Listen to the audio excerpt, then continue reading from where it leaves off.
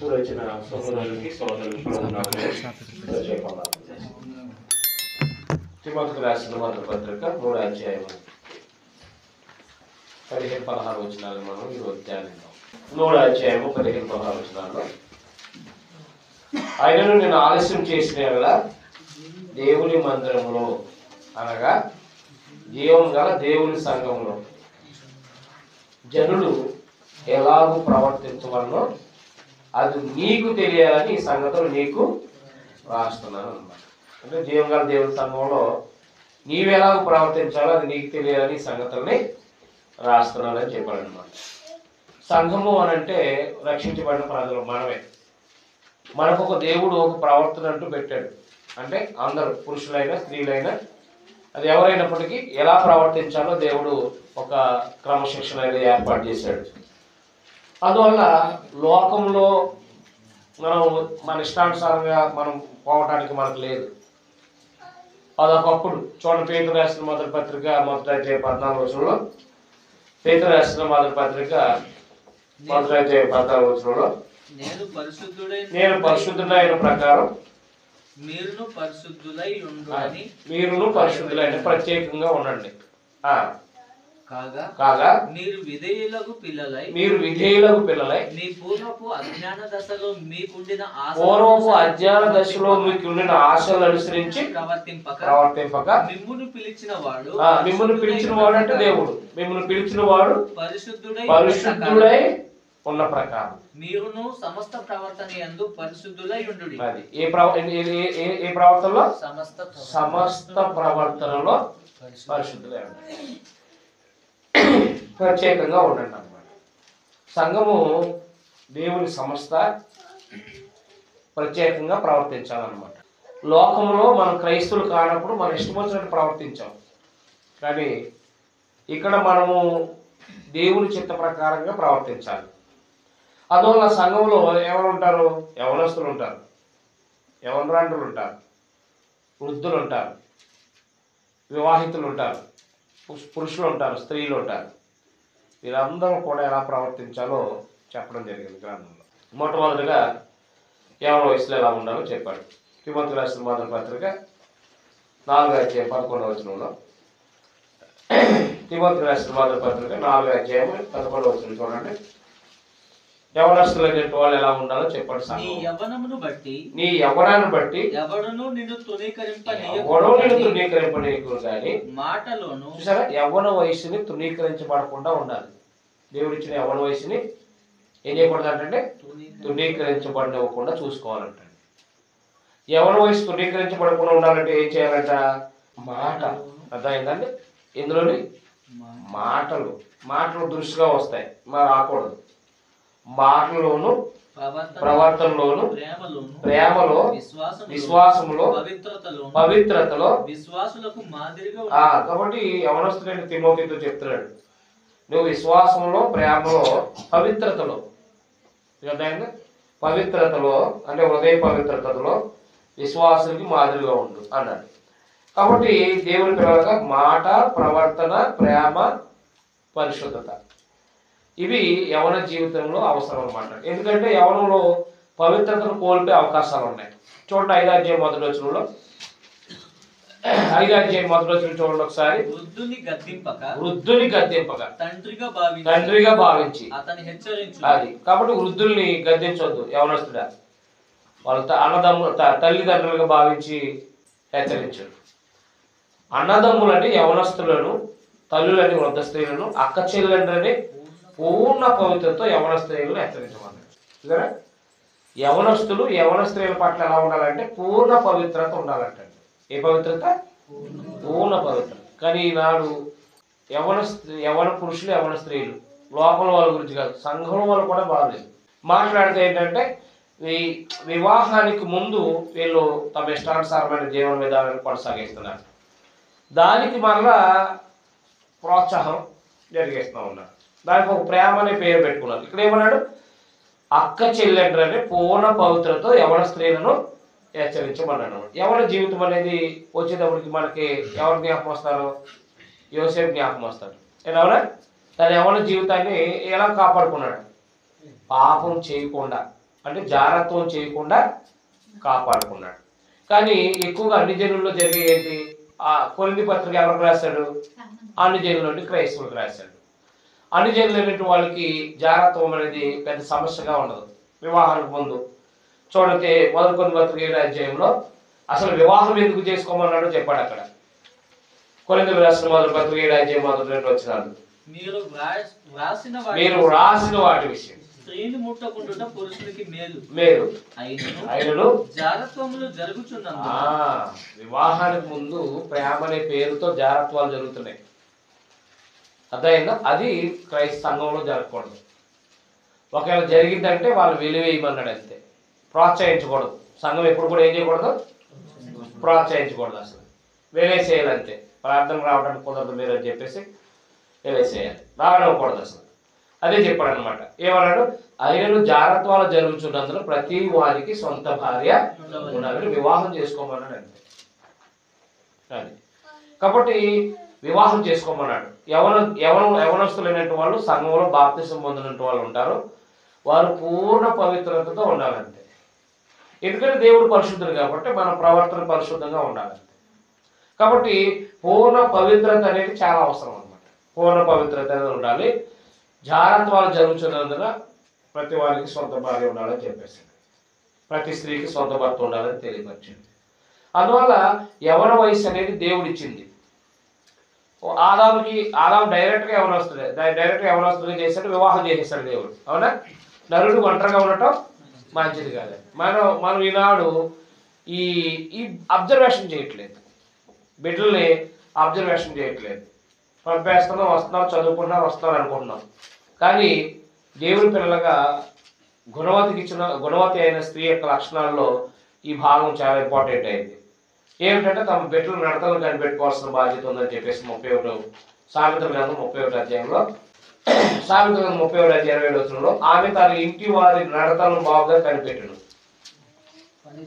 అదే పని చేయకుండా భోజనం చేయదు. చూసారా? ఆమె తన ఇంటి వారి నడతలను బాగుగా కనిపెట్టు. అలాగే సంఘము కూడా యవనస్తుల యొక్క నడతలను కనిపెట్టాలి. అదైందా? చూడండి 5వ అధ్యాయంలో మొదటి కొరింథీ పత్రిక. ఒకడు తన తండ్రి భార్య ఉంచుకున్నాడంటే అటు జాగ్రత్త అన్ని జనులైనా జరగదు. అది మీరు చేస్తూ ఉప్పొంగుతున్నారే, అది మీలో నుండి వెలివేసిన వారు కావాలని చెప్తాడు. 5వ అధ్యాయం మొదటి కొరింథీ పత్రిక. మీలో జాగ్రత్త వివాహం ఒక యవనస్తుడైనటువంటి వాడు జాగ్రత్తం చేస్తున్నాడంట. మీలో ఒక జాగ్రత్త ఉందని వదంతు కలదు. ఒకడు అంటే తండ్రి వెళ్ళే అమ్ముతాడు అనమాట. కాబట్టి మీలో ఒక తండ్రి భార్యను ఉంచుకున్నాడట. అట్టి జాగ్రత్త అన్ని జనుల్లోనైనా జాగ్రత్త. ఇట్లుండి మీరు ఉప్పొంగుతున్నారే, మీరు ఎంత మాత్రం దొక్కపడి లాంటి కార్యం చేసిన వాళ్ళు మీలో వెలివేసిన వారు కాదు అన్నాడు. ఒక యవనస్తుడు త్రోవ తప్పినప్పుడు, ఒక యవనస్తుడైనా త్రోవ తప్పినప్పుడు సంఘం ఏం చేయాలి? ప్రోత్సహించకూడదు. అర్థమైందా? అది ఎందుకంటే లోకంలో ప్రేమ అనే పేరు, అది మోహం. ప్రేమ కాదు, అది మోహం అంటారు. ప్రేమ అంటే దాన్ని గ్రీకులు ఏమన్నాడు? అగాపే అన్నాడు. నష్టపోయి చూడడం అనమాట. ఈ మోహం అనేది ఏంటంటే ఈ అందం ఉన్నంత వరకు, అంటే ఆ ఆకర్షణ ఉన్నంత వరకే పనిచేస్తారు. ఆకర్షణ అయిపోయిన తర్వాత మళ్ళీ ఎవరికైనా వెళ్ళిపోతారు. దాన్ని ప్రేమ అనే పేరెట్టారంతే. అసలు ప్రేమ అంటే అర్థం ఏంటంటే మనం నష్టపోయి సహాయం చేయడం, అది ప్రేమ అంటే. అది దేవుడి ప్రేమ, అగాపే అన్నాడు అనమాట. ఈ భార్య భర్తల అది ఈ యొక్క ఒక స్త్రీ పురుషుల మధ్యన ఉండేది అది కామం, అది ప్రేమ కాదు, ప్రేమ అంటారు దాన్ని. అర్థమైంది? అది మోహం అంటారు. దానికి ఇంగ్లీష్లో లవ్ అని పెట్టారు. ప్రేమ కాదు, గుర్తుపెట్టుకోండి. అది ఒక మోహం, అలా చూసినట్టే కలుగుతుంది అనమాట. అది ఎంతవరకు ఉంటుందంటే ఆ యొక్క రూపం, అంటే ఆ మోహం అనేది. చూడండి, మనకి నాన్ స్టిక్ ఉంటాయి కదా, నాన్ స్టిక్ మీరు వాడతారు ఇక్కడ. నాన్ స్టిక్ ఈ కళాయిలు వాడతారా? ఈ ఏరియాలో వాడరనుకోండి కదా. నాన్ స్టిక్ అనేది అంటే సింపుల్గా దోశలు రావడానికి లేకపోతే గారెలు రావడానికి అంటుకోకుండా, అంటే చేపలు ఫ్రై చేసేటప్పుడు అంటుకోకుండా, అదే చికెన్ ఫ్రై చేసినప్పుడు అది అంటుకోకుండా పైన నాన్ స్టిక్ అని కోటింగ్ వేస్తాడు. అది ఉన్నంత వరకే కొద్ది జాగ్రత్తగా ఉంటుంది. ఆ కోటింగ్ పోతే ఏముండదు, అంటుకుపోద్ది, మామూలుగా అతుక్కుపోద్ది అనమాట. అలాంటిది అనమాట ఇది మోహం అంటే. నాన్ స్టిక్ లాంటిది మోహం అనేది. ఉన్నంత వరకు ఉంటుంది, ఊడిపోతే ఇంకెక్కడ వాళ్ళు అక్కడ చదువుకోవాల్సిందే. అర్థమైనా అర్థమలేదు. అందువల్ల సంఘములో ఇలాంటి ఇట్లకి చోటు ఉండకూడదు. ఎందుకంటే జీవకాల దేవుడి సంఘంలో జనులు ప్రవర్తన అనేది ఒకటి పెట్టాడు దేవుడు. యవన వయసులో యవన వయసులో ఉన్నవాళ్ళు అర్థమైందండి, యవన వయసులో ఉన్నవాళ్ళు పవిత్రంగా జీవించాలని చెప్పేసాడండి. పూర్ణ పవిత్రత. ఏ పవిత్రత? వాళ్ళగా వివాహం చేసుకోవాలనుకుంటే తల్లిదండ్రులు అడిగి వివాహం చేసుకోవచ్చు, ఇబ్బంది ఏం లేదు. కానీ జార సంబంధమైన కార్యక్రమాలకి సంఘం ఎప్పుడు సపోర్టు చేయకూడదు, బయటకు వెళ్ళిపోమని చెప్పాలంటే. ఆమోదించకూడదు. సంఘంలో అంటే సంఘంలో వివాహానికి ముందుండే సంబంధాలను ఏం చేయకూడదు, ప్రోత్సహించకూడదు, బయటికి వెళ్ళి చూసుకోండి అని చెప్పేసి వదిలేయాలంతే. సంఘము దేవుని సంస్థ. రక్షించబడిన ప్రజలు దేవుని పిల్లలుగా బ్రతకాలి. కాబట్టి యవనస్తుడిగా ఉండి బాప్తిసం పొందితే యవనస్తుడిగా ఒక తల్లిదండ్రులు చూసే సంబంధం లేదా తల్లిదండ్రులు వివాహం చేసేంత వరకు ఓర్చుకోవాల్సిందే. ఒక యవనస్తుడి పూర్ణ పవిత్రతతో సంఘంలో ఉండాలంతే. ఆమె తల్లిదండ్రులు వివాహం చేసుకునేంత వరకు ఆమె పవిత్రంగానే ఉండాలంతే. సంఘము దేవుంది, మన కాదు. మనసు చూడండి, లోకంలో తీర్పులాగా వాళ్ళందరూ కలిసి తిరుగుతున్నారా, పెళ్లి చేసేయండి, ఇలాంటి బోర్డు తీర్పులు తీర్చకూడదు. సంఘం బయట లోకంలో తీరుస్తూ ఉంటారు, కలిసి తిరుగుతున్నారా చేసేయండి అంటూ ఉంటారు అనమాట. ఇది దేవుని సంస్థ. తీర్పు తీర్చేటప్పుడు చాలా జాగ్రత్తగా తీర్చాలి. మీకు అర్థమైందా? కాబట్టి యవ్వన వస్తువులు ఎలా ఉండాలో చెప్పాడు అనమాట. యవ్వనస్తుడా, నీ యవ్వనాన్ని బట్టి ఎవడు నిన్ను తృణీకరించని వద్దు అన్నాడు అనమాట. కాబట్టి ఇది యవ్వన పెట్టినట్టు వాళ్ళు పూర్ణ పవిత్రత ఉండాలి. స్త్రీలు పురుషులతో మాట్లాడినప్పుడు చెల్లి అక్క అనే పూర్ణ పవిత్రత ఉండాలి. మీకు అర్థమైందా? స్త్రీలు పురుషులతో మాట్లాడినా, పురుషులు స్త్రీలతో మాట్లాడినా పూర్ణ పవిత్రతతో మాట్లాడాలి. అక్క చెల్లిగా, తమ్ముడు అన్నయ్యగా ఈ భావన మాత్రమే ఉండాలి. ఏ రకమైన మోహము లేకపోతే ఈ యొక్క ప్రేమ అనే ఈ మోహం అనే ఆలోచనతో ఎవరితో మాట్లాడకూడదు. ఎవరితో మాట్లాడినా చెల్లి తమ్ముడు అక్క ఏముంటుంది, ఇంకా ఆ భావనలు ఎంత బాగా గొప్పవి అవునా కదా, ఎంత గొప్పగా ఉంటాయి. ఇప్పుడు మా దగ్గరికి ఎంతోమంది ట్రైనింగ్ అవుతానికి వస్తూ ఉంటారు. వచ్చినప్పుడు అంటే నేను ఇంచుమించు 30 సంవత్సరాలు 25 సంవత్సరాల నుంచి బైబిల్ ట్రైనింగ్ స్టార్ట్ చేసాం. ఎంతోమంది స్త్రీలు పరిచయం అవుతారు. అన్నయ్య చెల్లి ఎంత అద్భుతంగా ఉంటాయన్న మాటలు అవునా కాదా. కాబట్టి వందలు అన్నయ్య, వందలు తమ్ముడు, వందలు చెల్లి అంటే ఈ ఎప్పుడైతే ఈ చెల్లి అక్క తమ్ముడు అనే ఆ భావన ఉందో, ప్రభునందు సహోదరులు అనే భావన ఉందో, ఈ సహోదరులు అనే భావనతో పూర్ణ పవిత్రత అనేది ఉంటుంది అనమాట. అక్క చెల్లెండ్రు అనే భావన ఎంత అద్భుతంగా ఉంటుంది. ఇంట్లో లేకుంటుంది. మన ఇంట్లో మన అక్కని మన చెల్లి ఎలా చూస్తాం? చెల్లిగానే చూస్తాం, అక్కగానే చూస్తాం. సేమ్ అంతకంటే పవిత్రంగా ఇంట్లో సంఘంలో చూడాలన్నమాట. అది ఒక యవనస్తురాలు ప్రవర్తన అలా ఉండాలన్నమాట. ఒక యవనస్తుడు ఒక యవనస్త్రీ ప్రవర్తన అలా ఉండాలి. అర్థమైంది. తర్వాత వివాహితులు ఎలా ఉండాలి, వివాహం చేసుకున్న పురుషుడు ఎలా ఉండాలి. తిమోతి రాసిన మొదటి పత్రిక 2:8 ఒక యవనస్తుడైనటువంటి వివాహం చేసుకున్నవాడు అంటే పురుషుడు ఎలా ఉండాలి. పురుషుడు ఎలా ఉండాలంటే సంఘంలో చూడండి 2:8 కావున ప్రతి స్థలమందు పురుషుడు కోపమును సంశయమును అక్కడ అంటే వేరే మాట మాట్లాడాడు అనమాట. కోపమును సంశయమును. సంశయం అంటే సాధారణంగా అనుమానం అంటారు, అది కాదు అక్కడ మాట్లాడిన పదం గ్రీకులో. అసలు అపవిత్రత లేనట్టు వాడు లేదా పవిత్రత అనే విషయానికి సంబంధించి ఏమన్నాడంటే కోపమును సంశయం లేని వాడే పూర్ణమైన పవిత్రమైన చేతులు అయితే ప్రార్థన చేయమన్నాడు. ఏమన్నాడంట? కోపం అనేది ఉండకూడదు. ఎందుకంటే కోపంలో బూతులు వస్తాయి. కాబట్టి కోపడు కానీ పాపం చేయకుండా ఎపిస్పత్తిలో చెప్పడం జరిగింది. కాబట్టి ఒక పురుషుడు వివాహం చేసుకున్న ఆయన ముందు తను కోపం లేనివాడుగా ఉండాలి. 2 ఈ చేతులు కొట్టనే ఉండాలి. అది భార్యనైనా ఎవరినైనా పూర్ణ పవిత్రమైన చేతులు ఎత్తి ఏం చేయమన్నాడు?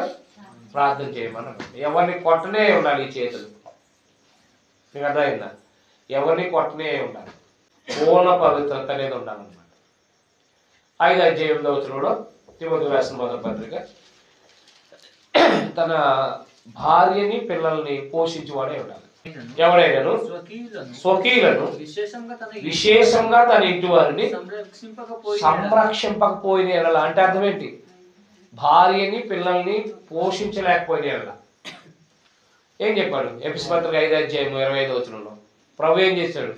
పురుషుడు ఎలా ఉండాలి చూడండి. అక్కడ జీవగల దేవుని సంఘంలో జనులు ఎలా ప్రవర్తించాలంటే, ఒక వివాహం చేసుకున్న పురుషుడు ఎలా ఉండాలంటే చెప్తున్నాడు. ఎఫెసీ పత్రిక 5వ అధ్యాయం 25వ వచనం, పురుషులారా మీరును మీ భార్యలను ప్రేమించుడి. అది మీరును మీ భార్యల్ని ప్రేమించండి. ఎలాగా ప్రేమించడం అంటే ఏంటో చెప్పండి చూడండి. అక్కడ అటువలే క్రీస్తు కూడా సంఘమును ప్రేమించి అది కలంకమైన ముడతైన అటుది మరి ఏదైనా పరిశుద్ధమైనదిగా నిర్దోషమైనదిగా మహిమగల సంఘముగా ఆయన తన ఎదుట దానిని నిలబెట్టుకొనవలెను. వాక్యముతో ఉదక స్నానము చేత దానిని పవిత్రపరిచి పరిశుద్ధపరచుటకై దాని కొరకు తను తాను అప్పగించుకొనెను. అది కాబట్టి సంఘాన్ని ఏం చేస్తున్నాడు? పోషించి సంరక్షిస్తున్నాడు. పోషణ సంరక్షణ ఎవరిది? పురుషుడిది. అది బాధ్యత. నువ్వు వ్యాపారం చేయి, వ్యవసాయం చేయి, కూలి పని చేయి, వివాహం చేసుకుంటే మాత్రం క్రైస్తవుడా నీ భార్య బిడ్డలను పోషించాలంతే. గాల్లో తిరగకూడదు. భార్య కష్టపడితే కొంతమంది రోడ్ల మీద తిరుగుతూ ఉంటారు, అది సంఘంలో పనికిరాడు. అదైనా మా ఏరియాలో అయితే పోయిட்டு వెళ్తూ ఉంటారు చాలామంది. వేరే దేశంలో ఉంటుంది ఆవిడ, ఈయన ఇక్కడ ఉంటాడు, అలా బతుకుతారు. వాళ్ళు ఏముండదు. ఎవరు పోషించాలి? భార్య భర్త రివర్స్ చేసుకుంటున్నారు, అందుకే తిరుగుతూ ఉంటారు. మీకు అర్థమైనా అర్థమలేదా? కాబట్టి పురుషుడు ఏం చేయాలంటే యజమానుడు. పురుషుడు అంటే ఎవరు? యజమానుడు. కాబట్టి ఆయన ఏం చేయాలంటే తన భార్యని పిల్లల్ని పోషించాలి. ముందు పవిత్రమైన ఆయన చేతులు కదా, అంటే ఎవరిని కొట్టనే ఉండాలి, కోపం లేనివాడే ఉండాలి. దైవ కార్యాలు జరిగించేటప్పుడు తన భార్యని పిల్లల్ని పోషించి సంరక్షించాడు. యేసుప్రభువు ఎలాగైతే సంఘాన్ని పోషించి సంరక్షిస్తున్నాడో భార్యని పిల్లలను కూడా పోషణ సంరక్షణ ఏం చేయాలి? పోషణ సంరక్షణ. పోషణ సంరక్షణ. పోషణ అంటే ఏంటి? కష్టపడి ఆయన ఇంట్లో కావాల్సిన సామాగ్రి తేవాలి, అది పోషణ. రెండోది సంరక్షణ. భార్యకి పిల్లలకి కాపుదలగా ఉండాలి. సాయంత్రం అయినప్పటికీ డ్యూటీ అయినట్లే, లేకపోతే వ్యాపారం అయినట్లే సాయంత్రం అయినప్పటికి రక్షణగా ఉండాలి. మీకు అర్థమైనా అర్థం లేదు? ఎప్పుడో 11, 12కి వస్తే ఎవరో ఒకరు ఇబ్బంది పెడతా ఉంటారు. కుటుంబం భార్యని బిడ్డలు భయపెడతా ఉంటారు, లేకపోతే బెదిరిస్తూ ఉంటారు. సంరక్షణ ఉంటుంది. మన ప్రభు చూడండి, నిన్ను విలువను ఎడబాయి అంటే మన ప్రభు ఎక్కడ నా నామాన్ని 2-3 ఉంటారో అక్కడ ఉంటారు. క్రైస్తవుడు ఎక్కడ ఉంటాడో ప్రభు అక్కడ ఉంటాడు. కాపుదల ఉందా లేదా? సదాకాలం మీతో ఉంటా అన్నాడు ప్రభు. మత్తయి 8:20లో సదాకాలం మీతో ఉంటా అన్నాడు. ఆయన ఎప్పుడైతే మన క్రైస్తవులు అయ్యామో మనతో పాటు ఆయన ఉంటాడు. ఎక్కడున్నా మనతో ఉంటాడు ఆయన. భర్త కూడా భార్యకి సంరక్షకుడిగా ఉండాలి. అంతేగాని ఎప్పుడో వచ్చి ఎప్పుడో పడుకొని తిన్నదో తాగిందో ఏమీ తెలియకోకుండా బతికే వాళ్ళు ఉంటారు కొంతమంది. అవునా? తాగేసి తిరుగుతూ ఉంటారు కొంతమంది. భార్య అంటే ఇంట్లో ఏమున్నాయో చూడరు. వాళ్ళు ఏమన్నారు తెలుసా? అవిశ్వాసం కన్నా చెడ్డోళ్ళు అంటారు. 5వ అధ్యాయంలో ఏమన్నాడు? అవిశ్వాసుల కన్నా చెడ్డవాళ్ళు అన్నాడు. అంటే విశ్వాసాన్ని ఎదిరించిన వాడే, అంటే దేవుని వాక్యాన్ని ఎదిరించిన వాడు అనమాట. భార్య బిడ్డలు పోషించలేని వాడు అంట. ఎవరంటే దేవుని వాక్యాన్ని ఎదిరించిన వాడు. అవిశ్వాసి కన్నా చెడ్డవాడు అంటాడు. అవిశ్వాసి కన్నా చెడ్డవాడు. అవిశ్వాసం అంటే ఎవరు? దేవుని నెరలోవాడు. అవిశ్వాసం అంటే ఎవరు? దేవుని నెరలోవాడు అవిశ్వాసి. మీకు అర్థమైందా? అవిశ్వాసి కన్నా చెడ్డవాడంట. ఎవరతను? భార్యని పిల్లల్ని పోషించలేని వాడు. అందులో బాధ్యత ఏంటి? సంఘంలో ప్రవర్తన ఏంటి అయింది? సంఘంలో ప్రవర్తన ఏంటి? పవిత్రమైన చేతులు ఎత్తి ప్రార్థన చేసేవాడే ఉండాలా. అదే ఎవరిని కొట్టని చేతులే ఉండాలా. అదే భార్య బిడ్డలు పోషించేవాడే ఉండాలి. ఎవరి బాధ్యత ఇది? పురుషుడి బాధ్యత. భార్యని ప్రేమించాలన్నాడు. భార్యను ఏం చేయాలంట? ప్రేమించాలన్నాడు. ప్రేమించడం అంటే తమ అవసరాలు తీర్చడం. అనారోగ్యం వస్తే హాస్పిటల్ తీసుకెళ్ళటం, అనారోగ్యం వస్తే హాస్పిటల్ తీసుకెళ్ళటం, ఆమె వస్త్రాలు కొనివ్వటం. ఇది ఇది ప్రేమించడం అంటే. మీకు అర్థమైందా? ప్రేమించడం అంటే ఏదో ఇద్దరిద్దరు మోహించుకోవడం కాదు. ప్రేమించడం అంటే తన అవసరాలు తీర్చడం, అది ప్రేమించడం. అందువల్ల పురుషుడి బాధ్యతలు ఏంటంటే తాను యజమానుడిగా భార్యని పోషించాలా, బిడ్డలను పోషించాలా, సంరక్షించాలా. మరి స్త్రీ బాధ్యత ఏంటి? స్త్రీ ప్రవర్తన ఏంటి సంఘంలో? అదే మామూలుగా సంఘంలో అంటే మనం ఇక్కడేం కాదు, రక్షించబడిన వారు మనం ఎక్కడున్నా సంఘమే. సంఘంలో ఎలా ప్రవర్తించాలి స్త్రీ అంటే 5వ అధ్యాయంలో 14 వచనం చూడండి ఒకసారి. కాబట్టి యవన స్త్రీలు ఏం చేసుకుని వివాహం చేసుకోవాలి. యవన వయసులో వివాహం చేసుకోవాలి. వివాహం చేసుకుని పిల్లలకని గృహ పరిపాలన అంటే ఉదయాన్నే లేచి భోజనం వండటం, పిల్లలకి వస్త్రాలు ఉతకటం, భర్తకి వస్త్రాలు కుట్టడం, భర్తని శిశువుల్ని ప్రేమించాలి. అది గృహ పరిపాలన అంటే. చీకటితోనే భోజనం సిద్ధం చేస్తుందంట గురుమతి అయిన భార్య, తెలుసా? ఇప్పుడంటే చేయకూడదండి. ఇప్పుడు మనం ఎప్పుడు లేస్తున్నారు?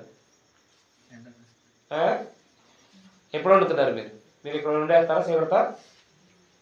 మా ఏరియాలో అయితే 8, 9 అవుతుంది లేచేది. ఇప్పుడు మీకు అర్థమైంది. ఒకవేళ పిల్లలు స్కూల్ అనుకోండి, అక్కడికి రోజు ఏదో కోడిగుడ్డు పొడిచేసి పంపేస్తారంటే అన్నంలో కలిపేసి. అర్థం అలాంటి బద్దగాంటలు ఉంటారు స్త్రీ ఎప్పుడు కూడా చీకటితో లేవాలి. ఎప్పుడు లేవాలి? నేను చెప్పట్లేదు, బైబిల్ చెప్తుంది చూడండి. 37వ అధ్యాయం సామెతల గ్రంథం. గృహ పరిపాలన చేయాలి. ఎక్కడ ఉంటాయి, చందరగా ఉంటాయి ఇల్లు. కొంతమంది ఇల్లు చూస్తే అది ఒక డ్రైనేజీలా ఉంటుంది. అందులో కూర్చోలేము, నుంచోలేము, మంచినీళ్ళు కూడా తాగలేదు. ఎక్కడ సరుకులు సమగ్రంగా సాగ్రహం చేయాలండి, పరిపాలన చేయాలండి. పరిపాలన సామెతల 37వ అధ్యాయంలో ఆమె చీకటితోనే లేస్తుందంట. మీ అందరికి తెలిసే కదా, సువార్తలు చదవండి. కనపడలేదా? 15వ వచనం. ఆమె చీకటితో లేచి గృహ పరిపాలన అంటే ఏంటి? స్త్రీ సంఘంలో ఎలా సంఘంలో ఎలా స్త్రీ తన ప్రవర్తన ఎలా ఉండాలంటే, పురుషుడు అంటే దేవుని ఆరాధించే వాళ్ళు ఒక స్త్రీ తన భర్తను ముందు గౌరవించి చీకటితో లేచి భోజనం సిద్ధం చేయాలి. అంతేగాని వండావా, చేసావా, కొడతాకు వచ్చేసి దాకా కాదు. ఏదే ఎప్పుడు దాకా వండుతారు ఇలా, ఎప్పుడు చేస్తావు నువ్వు అని చెప్పేసి కొట్ట దాకా వస్తూ ఉంటారు. కొంతమంది లేకనే వీళ్ళు బయటికి వెళ్ళి తీసుకోవాలి అంటారు. అంతే. మా ఏరియా అయితే మరి దారుణం. అంతే, వెళ్ళి టిఫిన్ వంటలు తెచ్చాయంటారు. అంతే. మీకు అర్థం ఇవాళ మధ్యాహ్నం వండలేదు కానీ ఎక్కడ కొట్ట తినే అంటారు. అంతే. ఇది ఏ ప్రవర్తన అవుతుంది? అసలు బాధ్యత అంటారా? ఒక క్రైస్తవ స్త్రీ బాధ్యత అంటారా? ఒక క్రైస్తవ పురుషుడేమో భార్య బిడ్డలు పోషించాలి. ఆయన కష్టపడి ఖచ్చితంగా ఇంట్లో అన్ని సామాగ్రి తేవాల్సిందే. భోజనం వసతులే కదా, అది కోరికలు కాదు. అన్నము వస్త్రాలు అని అంతేనా? అవి సిద్ధం చేయడం పెద్ద కష్టమైంది పురుషుడికి, కష్టమే కాదు. కానీ గాలిలో తిరుగుతూ ఉంటారు. భార్య కష్టపడుతూ ఉంటారు, పనికి వెళ్ళి ఈ రోడ్ల మీద షికారు చేస్తూ ఉంటాడు. బీడి తాగితే అది ఇద్దరు. అలా అది క్రైస్తవుడు కాదనమాట. అది క్రైస్తవ సంఘంలో అతని ప్రవర్తన సంఘంలో ఉన్న ఆయన ప్రవర్తన కాదు. అది తను సంఘంలో క్రైస్తవుడైనటువంటి భార్య బిడ్డలు పోషించాలి. భార్య ఏం చేయాలంటే భర్త యొక్క సంపాదన వెలుతుపరచకుండా ఏం చేయాలన్నమాట, గృహ పరిపాలన జరిగించాలన్నమాట. తెచ్చినవి అన్నీ ఎక్కువ వండేసి పడేసేయకూడదు. అదే చాలా మందికి ఇప్పుడు కూడా వయసు 60 వచ్చినా కానీ ఎంత ఉండాలో తెలియదు పిల్లలకి. ఇంట్లో ఎప్పుడు పొద్దున పడేయటమే ఉంటుంది. ఏమన్నా కదా, పడేస్తూ ఉంటారు, పాడు చేస్తూ ఉంటారు. ఎప్పుడు కూడా ఇంతంత వండేస్తూ ఉంటారు, పడేస్తూ ఉంటారు. ఎందుకో తెలియదు. అంటే ఏం తెలీదు వీళ్ళకి, ఏ మనిషి ఒక వంటోడికి తెలుస్తుందండి. ఏది 10 మందికి 2 కేజీలు, 10 కేజీలు, అదే 10 మందికి 2 కేజీలు వేయాలని, 5 మందికి 4 కేజీ, అదే 1 కేజీ వేయాలని ఆయన మాత్రం మైండ్ పెట్టుకుంటాడు ఎప్పుడు కూడా. పురుషులు బాగుంటాడా, స్త్రీ బాగుంటారా? చెప్పాలి కరెక్ట్గా. పురుషులే బాగుంటారు. అర్థమైంది. మీరు బిర్యానీ చేయండి, నేను బిర్యానీ చేస్తాను, మీది బాగుంటుంది, నాది బాగుంటుంది. చూడండి, నా భార్య కంటే నేనే బాగా వండుతాను. అలాగే రోజు వండను, ఆవిడకి అనారోగ్యం ఉన్నప్పుడే. మీకు అర్థమైంది అర్థమలేదా? కాబట్టి అలాగని రోజు వండడం, అనారోగ్యంగా ఉంటే వండి పెట్టాలి అంతే. రోజు వండితే అక్కడ కూర్చొని టీవీ చూస్తూ ఉంటుంది. అప్పుడు నేను అప్పుడు ఆడదాన్ని అవుతాను, అది బాగోడు అవుతుంది. ప్రవర్తన రివర్స్ అవుతుందా లేదా? ట్రైన్ వెనక్కి వెళ్తే ఎలా ఉంటుంది? చూడడానికి బాగోదు. అంటే బస్సు వెనక్కి వెళ్తే ఏమవుతుంది? ఎప్పుడు ఎక్కడ పడిపోద్దో తెలియదు. అలాగే జీవితాలు కూడా అంతే. అందువల్ల ఎవరు బాధ్యత రాలండి. అర్థమైందా? ఏదో సామెత ఉంది, గాడిద పని గాడి చేయాలంటే కుక్క పని. కానీ రాత్రి గాడిది కుక్కలా పని చేసిందంట. దాన్ని పట్టుకుని చిన్న బాధేసినట్టు యజమాని, ఏంటి నువ్వు అరుతున్నావని. పొద్దు నుంచి భోజనం పెట్టాను కాదు, కుక్క అరిస్తే దొంగ వచ్చాడు అనుకుంటారు. కానీ ఇది కుక్క అరవడానికి కూర్చున్నదంట, ఇది గాడిద అరిచిందంట పువ్వు పువ్వుమని. నీకు ఏంటే ఏం పెట్టాలని చెప్పేసి ఉతికి ఆగేసాడంట. సాగు దెబ్బలు తిన్నాడండి. అర్థమైంది? కాబట్టి ఏ పని ఎవరి పని వాళ్ళు చేయాలి. అవునా? పురుషుల పని పురుషులు చేయాలి, లేకపోతే కుటుంబం రివర్స్లో ఉంటుంది. చూడండి అది అర్థమైంది? కుటుంబం ఎలా ఉంటుంది? రివర్స్లో ఉంటుంది, తేడా ఉంటుంది. అందుకని స్త్రీ ఏం చేయాలంటే భర్త సంపాదనని చక్కదిద్దాల్సిన అవసరం ఉంది. అంటే భోజనానికి అంటే భర్త అన్ని తీసుకొచ్చాడు కాబట్టి ఏమేమి కావాలో చక్కదిద్దాల్సిన బాధ్యత గృహ పరిపాలన అన్నాడు అన్నమాట. ఏ పరిపాలన అంటే ఏం చేయాలి? ఏం లేదు, తెచ్చిన సంపాదన నెలకు సరిపడగా లేకపోతే వారానికి సరిపడగా తెస్తారు కొంతమంది నెలకు సరిపడగా తెస్తారు. అవి ఏం చేయాలంటే చక్కగా వండి పెట్టి పాడు చేయకోకుండా చూడాలన్నమాట. పిల్లల్ని కనిపెట్టుకుంటూ ఉండాలి. పిల్లల ప్రవర్తన కూడా ఏం చేయాలి? కనిపెట్టుకోవాలి. ఇది క్రైస్తవుల యొక్క ప్రవర్తన అండి. చీకటితో లేసి భోజనం వండాలి, బిడ్డలు స్కూల్ పంపించాలి, లేకపోతే పనికి వెళ్ళే వాళ్ళకి పనులకి భోజనం పెట్టేసి పంపించేయాలి. లేకపోతే మధ్యాహ్నం వస్తారు కొంతమంది దగ్గర అయితే పనులు, కాబట్టి మధ్యాహ్నం వచ్చేలోపు భోజనం అంటారు. కానీ వీళ్ళు వచ్చేలోపు ఎక్కడ కూడా తిరుగుతూ ఉంటారు, భోజనం అంటారు. వండవా అంటే వండవయా, వండుతాను. ఏం కంగారు పడిపోతున్నావు, వండుతాయా, ఏం చేస్తున్నావు, ఇంటికి బట్టలు ఉతుకుతున్నా అంటారు. పని మానేసి భోజనం వండటం మానేసి బట్టలు వదలడం పెట్టి భోజనం వండాక కదా. 1 గంట టైంకి ఏం చేయాలి? మా ఏరియాకి అయినప్పటికీ 1 గంట భోజనానికి వస్తారు. భోజనానికి వచ్చినప్పుడు ఏం చేయాలి? 12ంటికే భోజనం వండేసి రైల్లో పెట్టేసి వచ్చిన వెంటనే కాలు కట్టుకోండి భోజనం చేయండి అన్నారు. అవునా కదా? ఆయన కంచి పెట్టి కూర అవుతుంది ఆగు అంటూ ఉంటాడు. ఈయనేమో గంట కొడతా ఉంటాడు, ఇయ్యే బాబు ఎప్పుడు వేస్తామని. ఇవన్నీ గొడవలా కాదా? గొడవలే. కాబట్టి ఇంటి దగ్గర ఉండి ఆ ఇంటికి ఈ ఇంటికి తిరిగి ఎప్పుడుకో వండుతూ ఉంటారు కొంతమంది. ఈలోగా పురుషుడు వచ్చి ఆకలి అనేటప్పటికి వండు కాగానేంటి వండుతావు అని చెప్తూ ఉంటాడు. అప్పుడు ఏమవుద్ది? గొడవలు వస్తాయి రావా? అలా గొడవలు రాకోకుండానే స్త్రీ ఏం చేయాలంటే కుటుంబాన్ని సరిగ్గా పరిపాలన అవసరం ఉంది. చీకటితో లేచి భోజనం వండాలి, సాయంత్రం భోజనం టయానికి భోజనం వండి పెట్టేయాలండి. అర్థమైందా? అలాగే వస్త్రాలు రేపటికి చూడండి, కొంతమంది అదే వస్త్రం వేసుకెళ్ళాల్సి వస్తుంది రోజులు. అంటే ఈరోజు నీళ్ళు లేవంటారు, రేపేమో సబ్బు లేదంటారు, ఏది వండించి పని చేయరనమాట. మరి అప్పుడు పిల్లలు స్కూల్కి వెళ్ళాలన్నా లేకపోతే యజమానుడు పనికి వెళ్ళాలన్నా ఒకే వస్త్రాలతో ఎలా వెళ్తారు? అందుకని ఏం చేయాలన్నమాట, వస్త్రాలకు సంబంధించిన విషయాల్లో పర్ఫెక్ట్గా ఉతికేయాలి, ఆరేయాలి, శుభ్రంగా మళ్ళీ ఎక్కడెక్కడ ఉండాలి, నీట్గా పెట్టేయాలన్నమాట. అలా ఎవరి బాధ్యతలు వాళ్ళు సక్రమంగా నెరవేర్చాలన్నప్పుడు గొడవలే ఉంటాయండి. ఉంటాయా? ఉండవండి. అర్థమైందా? తర్వాత ఏం చేయాలో తెలుసా? 2:9 ప్రవర్తన ఎలా ఉండాలో చెప్తున్నాడు. సంఘంలో ఎలా ఉండాలి? సంఘంలో ప్రవర్తన అంటే స్త్రీ మరియు స్త్రీలు ఏంటంటే అంటే అర్థం ఏంటి? అనుకోవయు స్వస్థ బుద్ధి గలవారే ఉండి తగుమాత్రపు వస్త్రాల చేతనే గాని జడలతోనైనను బంగారంతోనైనను ముత్యములతోనైనను మిగులు వెలగల వస్త్రాలతోనైనా అలంకరించుకోనక. అది సంఘం స్త్రీ ఎలా ఉండాలంటే సంఘంలో దైవభక్తి కలిగిన స్త్రీ తగ్గట్టుగా ఉండాలి. అంటే ఏమి ఉండాలంటే సత్క్రియలు ఉండాలి. భౌతికమైన అలంకరణ మీద మనసు పెట్టకూడదు.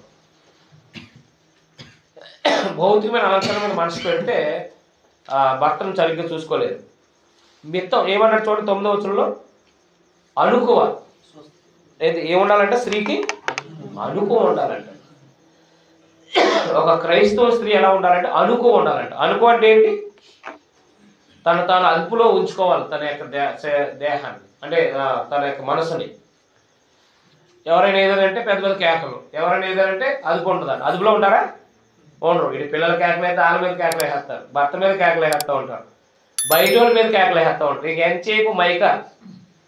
ఒక ఆయన అంటున్నాడు, ఈ ఆడోళ్ళు కాళ్ళు నొప్పులు అంటారు, చేతుల నొప్పులు అంటారు, ఈ తల నొప్పి అంటారు, కానీ నోరు నొప్పి అని ఎప్పుడు అంటారంట. నోరు మైకలాగా ఉల్లిపాయలు వచ్చినాయి, అవి వచ్చినాయి అన్నట్టు జ్వరం చూసారా వాళ్ళకి. వాళ్ళు అరవలేక ఓ మైక్ పెట్టుకున్నారు. అర్థమైంది, అవి వచ్చినాయి, టమాటాలు వచ్చినాయి, ఉల్లిపాయలు వచ్చినాయి అని చెప్పేసి ఒక మైక్ పెట్టుకున్నారా లేదా? ఇంకా మాట్లాడక్కర్లేదు, ఆ బ్యాటరీ వేసుకుంటారు, అది ఊగుతానే ఉంటుంది. అది ఎలా ఊగుతుందో ఈ ఆడోళ్ళు కూడా అలా ఊగుతానే ఉంటారంట. అండ్ రోజు గుయ్యమని ఏమంటే ఏమంటుంది మనకి? ఇలా కొట్టాలని పెద్దదా లేదా అలాగా అనుకో అనిపిస్తుందా? చెప్పాలా? అవునా? నోటి మాట చేత ఎక్కువ చేత దెబ్బలు తింటా ఉంటాం. అదుపులో పెట్టుకోవాలి. ఎవరైనా ఓ భర్త అన్నా వెంటనే తిరిగేసేస్తారు, ఒక అత్తమామలన్నా వెంటనే తిరిగేసేస్తారు. వీళ్ళకి ఏముండదు, అదుపు చేసుకోవడం రావాలంట. కాబట్టి ఏం చేయాలంట? మౌనం పాటించడం అనేది రాదంట. మౌనం అనేది రాదంట. మౌన వ్రతాలు అనేవి ఎప్పుడు ఉండాలి? రోజు నోటి మీద నోరు ఏళ్ళు వేసుకోవడం అనేది తెలియాలన్నమాట. కాబట్టి దేవుడి పిల్లలుగా ఏం చేయాలంటే స్త్రీ అనుకువ ఉండాలన్నమాట. ఏముండాలి? అనుకువ ఉండాలి. ఎవరేమన్నా మాట్లాడకూడదు, ఎవరైనా ఏం మాట్లాడకూడదు. అదే ఒక భర్త ఏదైనా మాట్లాడినా, ఒక అత్తామామలు ఏం మాట్లాడినా తను అనుకువ కలిగి ఉండగలిగితే అద్భుతంగా ఉంటుంది. గొడవలు ఉన్నాయండి? ఉంటాయా? ఉండవు. కానీ మాట్లాడకుండా ఉంటారా? నోరు పోసుకొని తిను, ఎందుకు మాట్లాడుతున్నావు అంటూ ఉంటుంది. అంతే. వండింది ఇప్పుడు అట్టు మారిపోయింది అన్నావు అనుకోండి, అదంతే, అది అలా మారిద్ది, తినాలి నువ్వు అంతే. అంతేగాని సర్లే నేను క్షమించండి నేను అది కొంచెం అలా బయటికి వెళ్ళి వచ్చేటప్పటికి ఇలా అయిపోయింది, ఇంక మరొకసారి అలా జరగదు అంటారా? క్షమించమనే మాట ఎప్పుడైనా అంటారా? అస్సలు రాదు. అది అలాగే వండాలి, తినాలి. కూర ఉప్పు అయినాక అది ఉప్పు ఎక్కువ వేయాలంటారు. ఒకవేళ కారం ఎక్కువైనాక ఈ కూరలో కారం ఎక్కువ వేయాలి, నువ్వు అలాగే తినాలి అంతే. అంతేకాని ఈ మార్చుకోవడం అనే ఆలోచన అనేది రాదనమాట. మరి అలా గొడవలు వస్తాయి రావా? కాబట్టి ఏం చేయాలి? యవన స్త్రీ ఏం చేయాలంటే అనుకోగలిగి ఉండాలి. అంటే వివాహం చేసుకున్న స్త్రీకి ఏమి ఉండాలి? అనుకో ఉండాలి. ఇటు పిల్లలు ఇబ్బంది పెడతారు, ఇటు భర్త, ఇటు అత్తమామలు, ఏదో ఒక సమస్య వస్తూ ఉంటుంది. కాబట్టి అనుకో అనేది ఉండాలంట. తాను అదుపులో పెట్టుకోగలిగిన స్థితి ఉండాలంట. తర్వాత స్వస్థ బుద్ధి. ఏ బుద్ధి? మీ ఇంట్లో వచ్చినప్పుడు ఒకలాగా, వాళ్ళ ఇంట్లో వచ్చినప్పుడు ఒకలాగా ఉండకూడదు. క్రైస్తవ స్త్రీకి ఎలా ఉండాలంటే క్రైస్తవ స్త్రీ ఎలా ఉండాలంటే ఎవరు వచ్చినా సమానత్వంతో చూడాలి. కానీ మీ తల్లిదండ్రులు వస్తేనేమో ఒకలాగా, భర్త తల్లిదండ్రులు వస్తే ఒకలాగా. ఎవరు రాశారంట, ఎవరో నీ తల్లికి ఇష్టం కానీ రాయమన్నాడంట పరీక్షలో. మా అమ్మకి మా నానమ్మ మా తాతయ్య ఇష్టం ఉండదని రాశాడంటాడు అందులో. అంటే వాడు చూసితే రాశాడు, అవునా? కానీ ఏం చెప్పాడంటే నీ ఇంటి వారు ఎవరంటే వివాహం చేసుకున్న తర్వాత నీ అత్తమామలే నీ ఇంటి వారు. అలాగే మీ తల్లిదండ్రులు చూడొద్దని చెప్పలేదు దేవుడు. తల్లిదండ్రులు అనారోగ్యంలో ఉన్నప్పుడు చూడాలి, చెందాలి. కానీ దేవుడి పిల్లలకి ఈ స్వస్థ బుద్ధి అనేది ఉండాలన్నమాట. పక్షపాత బుద్ధి ఉండకూడదు. భర్త తరపులు వచ్చినప్పుడు తింటున్నప్పుడు ఏమో మంద వచ్చి తినేస్తున్నారు, మేకల మందలాగా వచ్చి తినేస్తున్నారు అంటారంట. అర్థమైందా? అదే వాళ్ళ ఇంటి తరపులు వస్తే ఇంకా ఉండండి, ఇంకా తినండి, ఇంకా ఉండండి, ఇంకా తినండి అంటూ ఉంటారండి. ఆ మైండ్ సెట్ లోకంలోది, లోక సంబంధమైన మనస్తత్వం ఉండకూడదు అనమాట. స్వస్థ బుద్ధి అంటే ఆరోగ్యకరమైన బుద్ధి అని అర్థం, దాని అర్థం, అవునా కాదా? అంటే బుద్ధిలో లోపం ఉండకూడదు, పక్షపాత బుద్ధి ఉండకూడదు అనమాట. ఏ బుద్ధి ఉండకూడదు? అది అంటే మీ తల్లిదండ్రులు ఒకలాగా, భర్త తల్లిదండ్రులు ఒకలాగా చూడకూడదు అనమాట. మీకు అర్థమైంది? అర్థమైంది. ఒక ఆయన ఒక ఉదాహరణ, అది ఒక జరిగిన సంఘటన చెప్పాడంట. ఇంటికి పొలంకి వెళ్ళి తాతయ్యలు వచ్చారు అంటాడంట. తాతయ్యలు వస్తే ఎవర్రా అంటే తాతయ్యలు వచ్చి వీడికేం తెలియట్లేదు ఎవరు, ఇటు నానమ్మ అంటే నానమ్మ తాతయ్యలా లేదా అమ్మమ్మలా తెలియక తాతయ్యలు వచ్చారు అంటున్నాడు. సరే ఏం తాతయ్య ఎవరో చెప్పట్లేదు కానీ నువ్వు జోళ్ళు బయట ఉన్నాయి లోపల ఉన్నాయి అన్నాడంట. జోళ్ళు లోపల ఉన్నాయంట. ఓహో అమ్మమ్మలు వచ్చారా అన్నాడంట. అంటే అర్థం ఏంటి? అత్తమామలు వస్తే జోలు పెట్టండి, బయట వేయండి అంటూ ఉంటారు. అమ్మాళ్ళ సొంత అమ్మాళ్ళు అయితే లోపలెట్టేదమ్మా, లోపలెట్టేసి అంటారంటే అవునా కాదా? ఆయన కనిపెట్టేసాడు ఏమని, జోళ్ళు లోపల ఉన్నాయా బయట ఉన్నాయని. లోపల అయితే అమ్మమ్మ వాళ్ళు వచ్చారా అని. అమ్మమ్మ వాళ్ళు వస్తే లోపల, నానమ్మ వాళ్ళు వస్తే బయట. బయట దూరం దూరం, చాలా దూరం. మరి దీన్ని ఏమంటారు? స్వస్థ బుద్ధి అంటారు దీన్ని, పక్షపాత బుద్ధి అంటారు. అది మానుకోవాలి క్రైస్తవ సంఘము కదా రక్షించి. మనం ఎక్కడికి వచ్చాం? ప్రభు సంఘంలోకి వచ్చాం. ప్రభు సంఘంలోకి వచ్చినప్పుడు స్త్రీ ప్రవర్తన అనేది చాలా అద్భుతంగా ఉండాలి. ఎందుకంటే ఒక సంఘ పెద్దకు భార్య అవ్వాలి, ఒక పరిచారకుడు భార్య అవ్వాలి, లేదా ఒక స్వార్థకుడికి భార్యగా ఉండాలి. ఇలా ఉండాలంటే ఇలాంటి మనస్తత్వాలు ఉంటే అవ్వలేదు అనమాట. మీకు అర్థమైంది? పక్షపాత బుద్ధి ఉండకూడదు స్త్రీకి, మితానం. తర్వాత భౌతికమైన అలంకరణ మీద ఉండకూడదంట. అంటే భర్త కోసం అలంకరించుకోవచ్చు. ఏది ప్రకటన గ్రంథం 21వ అధ్యాయంలో చెప్పాడు కదా, సంఘము తన భర్త కొరకు అలంకరించుకుని వస్తుందంట. ఎవరి కోసం? భర్త కోసం. భర్త ఎదురుకుండా నైట్ వేసుకుని కూర్చుంటారు. వీళ్ళు బయటికి వెళ్ళినప్పుడు ఏం చేస్తారా, మొత్తం మేకప్ నీట్గా, అద్దం దగ్గర నుంచి కాసి ఒక గంట దాకా రాదు. ఏం వస్తారా? బయటికి ఫంక్షన్కి వెళ్ళినప్పుడు మాత్రం చాలా మేకప్ వేసుకుని వెళ్తూ ఉంటారు. అంటే మేకప్ అంటే ఏదో బ్రష్లతో రాసుకునేది కాదులే, ఇప్పుడు నీట్గా తయారవుతారు. రోజు భర్త దగ్గర ఎలా కనపడతారంటే నైట్ వేసుకుంటారు. నైట్ వేసుకుని నైట్ పగల వేసుకోవచ్చా? నైట్ అంటే అర్థం ఏంటి? నైట్ వేసుకోవాలి, పగలే చీర కట్టుకోవాలి. అదే మన దేశంలో ఏదైతే అది ఏమన్నా కాదా? మరి ఇప్పుడు చూడండి, ప్రకటన గ్రంథం 21వ అధ్యాయం చదవండి ఒకసారి. అంతటా కొత్త ఆకాశమును కొత్త భూమి చూచితిని. మొదటి ఆకాశము మొదట భూమి గతించిపోయింది, సముద్రము లేదు. మరియు నేను నూతనమైన యెరూషలేము అను ఆ పరిశుద్ధ పట్టణము తన భర్త కొరకు అలంకరింపబడిన పెండ్లి కుమారుడు. అది ఆలోచించేయండి. భర్తకు ఇష్టమైన రీతిగా ఉండాలి. అదైనా భర్త కొరకు అలంకరించుకుందంట భార్య. అంటే సంఘం క్రీస్తు కొరకు అలంకరించుకుందంట. అంటే క్రీస్తుకి అలంకరించుకుందంటే సత్క్రియల చేత అలంకరించుకుందనమాట. అలాగే భార్య ఎప్పుడు కూడా భర్త యొక్క ఇష్టానికి అనుకూలంగా తయారవ్వాలన్నమాట. మీకు అర్థమైందా? బయటికి వెళ్ళినప్పుడేమో అందంగా తయారవుతారు, ఇంట్లో ఉన్నప్పుడేమో యాబ్రాస్లా ఉంటారు. అంటే సింపుల్ ఈకులు వేసుకునే అందరికీ ఉంటారు. ఈయన కోపం వచ్చేలాగా, అందరూ చూస్తే పొగిడిలాగా కోపం వచ్చేలా ఉంటారు. ఏమన్నా అవునా కాదా? అలా కాదు. క్రైస్తవ స్త్రీ ఎప్పుడు కూడా భర్తకి అనుకూలంగా అలంకరించుకోవాలి. అంతేగాని అలంకరణ మీద అంటే భౌతికమైన అంటే లోకంలో నేను అని చెప్పేసి బంగారం వెండి వీటి మీద అలంకరించుకోవద్దని చెప్పేసి చెప్పాడు అనమాట. అది పేతురు రాసిన మొదటి పత్రిక 3వ అధ్యాయం 3వ వచనంలో ఏ అలంకరణ మీద దృష్టి పెట్టాలో చెప్పాడండి. అక్కడ జడలు అల్లుకుంటూ, బంగారు నగలు పెట్టుకుంటూ, వస్త్రాలు ధరించుకుంటూ, వెలుపటి అలంకారం మీకు అలంకారంగా ఉండకంటే ఉండొద్దు అన్నాడు. అంతే. అంటే దానికి మనసు పెట్టొద్దు అన్నాడు అనమాట. లోకం చూడండి, సినిమాలను చూడండి, సీరియల్లను చూడండి, ఎంచేమో పై రూపం మీద మనసు పెడతారు. వాళ్ళు మేకప్లకే చాలా ఖర్చు పెడతారంటే లక్షల రూపాయలు. ఎంచేపు భౌతికమైన అలంకరణ అంటే అందరికీ ఆనాలి అంతే. వాళ్ళు ఇక్కడ అలా కాదు, నువ్వు భర్తకు మాత్రం ఆనాలి, బయట వాళ్ళ కోసం కాదు. ఈ ప్రవర్తన అలా ఉండాలి ఇక్కడ సంఘంలో. సాధువైనట్టు అది సాధువా మృదువా? సాధుత్వం అంటే ఏంటి, మృదుత్వం అంటే ఏంటి? సాధువుగా ఉండడం అంటే ఏంటి, మృదువుగా ఉండడం అంటే ఏంటి?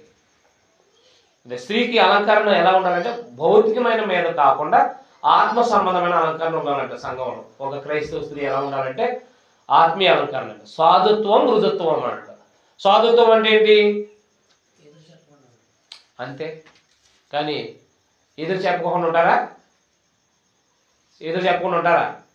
ఏదైనా ఇప్పుడు ఇలా పట్టరా అంటే తెచ్చుకుంటారు అంతే. ఇప్పుడు ఆ గ్లాస్ పట్టుకొచ్చి ఇక్కడ పెట్టమన్నాను ఏమంటారు? నువ్వే వెళ్ళి తెచ్చుకుంటారు. ఎవరు కూడా ఏముండవు. సాధుత్వం అంటే ఏంటంటే ఏమన్నా ఏం మాట్లాడు. ఇప్పుడు ఉదాహరణకు లోకంలో సాధువులు ఉంటారు కదా, అంటే ఏదో ఎల్లో రంగు డ్రెస్ వేసుకుంటారు. అవునా? డ్రెస్ వేసుకుని ఏం చేస్తారంటే అది వెళ్ళిపో అదే ఎక్కడేంటి అదే అన్నారు ఎవరైనా. పాపం అతను భుజాన్ని కర్ర వేసుకుని లేకపోతే అది పెట్టుకుని అతను డ్రెస్ వేసుకున్నాడు, కోపం రాదు. డ్రెస్ వేసుకున్నాడు కదా, కోపం రాదు అతనికి, వెళ్ళిపోతాడండి. కాలేజే వెళ్ళిపో ఎక్కడెక్కడ ఉన్నామంట అంటే సరే బాబా అంటే వెళ్ళిపోతారు. అది సాధుత్వం అంటారు. అంటే ఏం మాట్లాడినా ఏమి నోరు మెదకుండా ఉన్నట్టు. అది స్త్రీ వాళ్ళు అవుతుందా? అవుతుంది. ప్రాక్టీస్ చేస్తే అవుతుంది, ప్రాక్టీస్ చేస్తే అవుతుంది. కానీ ప్రాక్టీస్ చేస్తారా? ఏంటి మళ్ళీ మాట్లాడేది అని చెప్పేసి అంటారు. అది మృదుత్వం. ఏముండదు మాటలో మృదుత్వం నేర్చుకోవాలంటే. అంటే ప్రభు అన్నారు కదా యోహాను సువార్త 8వ అధ్యాయంలో, అమ్మాయికి ఎప్పుడు పాపం అది మృదుత్వం అంటారు. అంటే మాటలో మృదుత్వం ఉండాలంటే. మీరు భర్తలు ఏమని పిలుస్తారు ఏరియాలో? ఏమండి అంటారా, లేకపోతే యజమాని అంటారా, ఎవరు అంటారా? అదే కదా మరి మూడేమో ఏదైనా ఉండాలి కదా. యజమాని అంటారా, ఏమండి అంటారా, ఎవరు అంటారా, లేదా కూ అంటారా, నిన్నే అంటారా? ఏదో తెలియాలి కదా. మరి సంఘంలో ఏమన్నాలో చెప్పాడు కదా. అది మొదటి పేతురు పత్రిక 3:6లో ఏమన్నాడు? యజమాని అని పిలుస్తుందంట అబ్రహాముని. మరి క్రైస్తవ స్త్రీలు మరి సంఘంలో ప్రవర్తన మారాక, లోకంలో వాళ్ళ ప్రవర్తన వేరు. వాళ్ళ సినిమాలు చూసి ఎవరంటారు, ఓరే అంటారు, ఏదైనా అంటారు. అవునా? ఏదని అంటారు. కానీ క్రైస్తవ స్త్రీలు ఎలా పిలాలంట? స్త్రీ పురుషుణ్ణి పిలిచారు ఎవరైనా మీరు ఎప్పుడైనా? యజమానుడా నీళ్ళు ఇమ్మంటారా, యజమానుడా భోజనం పెట్టమంటారా, యజమానుడా మీకు స్నానం నీళ్ళు తోడమంటారా, యజమానుడా మీకు ఎప్పుడైనా అన్నారా? అలాగా పొద్దున్న సాయంత్రం దాకా యజమాని అన్నారు, ఏరా అన్నారా, ఒరే అన్నారా, ఏరా అక్కడ చచ్చిపోయారా తెచ్చుకోరా అని అన్నారా? ఈ మాటలు మనకు రాకూడదు. మృదువుగా ఉండాలంటే ఏమన్నా మాట చాలా శక్తిగా ఉంటుందండి. మాట చాలా శక్తివంతంగా ఉంటుంది. మీకు అర్థమైందా? పిలుపు మనము చాలా గౌరవార్థంగా పిలుచుకోవాలి. భార్య భర్తలు ఎదురు కూడా.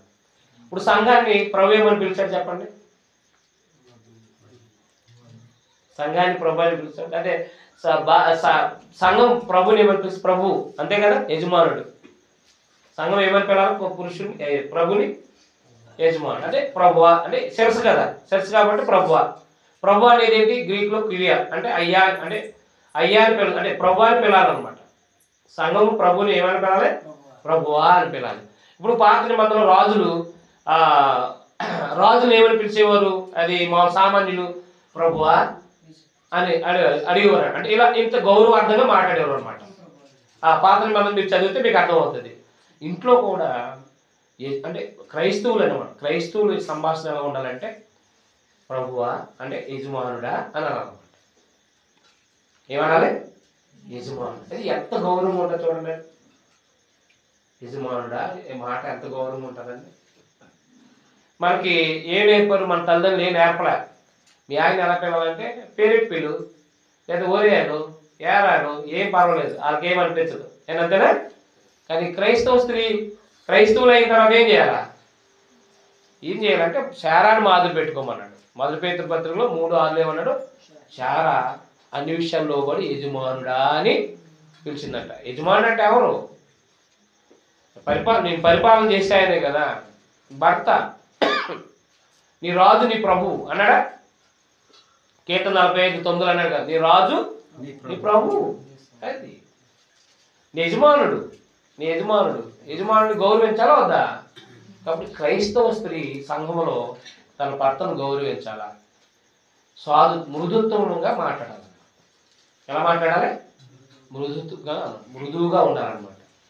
అంటే అత్తమ్మ, అత్తయ్య, మావయ్య, అర్థమైందా, అన్నయ్య, తమ్ముడు, నానమ్మ, లేదంటే ఈ భావం అనేది కూడా చాలా బాగుండాలన్నమాట. కానీ మన పిలుపు ఎంత భయంకరంగా ఉంటుందో. పిలుపు కేకేస్తే పారిపోయే వాళ్ళు ఉంటారు పిల్లలు కదా. ఆ పిలుపుకి ఏమైపోతారు? జడిసిపోతారు. కొంతమంది లేడీస్ మాట్లాడితే వణుకుపోతారు, పిల్లలు బిగిసిపోతారు అనమాట. అలా ఉండకూడదు, మృదువుగా ఉండాలి. అంటే అది ఎలా అంటే మీకు చెప్తాను. పిల్లలు పడిపోయారు అనుకోండి, ఏం చేస్తారు మీరు? పిల్లలు పడిపోయారు, అయితే సైకిల్ తొక్కితే పడిపోయాడు, మీరేం చేస్తారు? చెప్పండి. పడిపోయాడు ఏం కాదు నాన్న అంటే ఎత్తుకుంటారా, లేకపోతే నాలుగు అడేస్తారు మళ్ళీ? ఎవడెక్కమన్నాడు? సైకిల్ వాడు అడిపోయి ఉంటాడు, ఆడి మీద 4 అడేస్తారు. దాన్ని ఏమంటారని మృదుత్వం అంటారా? మృదుత్వం అంటే ఏం చేస్తుందంటే పడిపోయానైనా మరి అలాగా ఎవరు సపోర్ట్ లేకుండా తప్పకూడదు నాయన అని ఎత్తుకుని ముద్దు పెట్టుకుని ఆదరించాలి. మనోళ్ళు 4 అడేసి నేను ఆల్రెడీ దెబ్బ తగిలోడి మీద 4 అడేస్తా ఉంటారు. ఈ మరి పరిపాలన మీకు అర్థమైనా? ప్రేమించాలి భార్య పిల్లలను కూడా. చూడండి తీతు పత్రిక 2:3 అది మృదుత్వం అనేది ఎక్కడ ఉంది? 4 డబ్బా అని ఆడేస్తూ ఉంటారు. అదే మృదుత్వం అంటారు దాన్ని. అర్థమైందా? కేకలు వేస్తూ ఉంటారు, ఒరే అంటూ ఉంటారు అంతే పిల్లల్ని. నా కుమారుడా అనాలి. పిల్లలు పిలిచినప్పుడు ఎలా పిలాలి? నా కుమారుడా నా కుమార్తె అని పిలాలి. యాకోబు పిలిచాడు అలా కదా, నా కుమారుడా నాయన నా కుమారుడా అన్నారు. మన పిలుపులు ఎలా ఉంటాయి? ఒరే పందే, లేకపోతే అదే నానా రకాలుగా ఉంటాయి పిలుపులు. చాలా దారుణంగా ఉంటాయి. ఒరే ఎక్కడ చచ్చిపోయేవారు ఏమి గౌరవం ఉండదు మాటలో. మరి క్రైస్తవులు మాటల గౌరవం ఉండాలి వద్దా? చదవండి తీతు పత్రిక 2:3. అలాగనే వృద్ధ స్త్రీలు కొండగత్తులు మద్యపాన శక్తులు ఉండాలని దేవుని వాక్యం దూషింపబడుతున్నట్లు అదిగో చూడండి అక్కడ. ఎందుకు మనం ఇలా నేర్చుకోవాలంటే సంఘంలో మన ప్రవర్తన ఎందుకు ఇలా ఉండాలంటే దేవుని వాక్యము దూషింపకుండా ఉన్నట్లు. యవన స్త్రీలు అది యవన స్త్రీలు తమ భర్తలకు లోబడతారా లోబర్చుకుంటారా?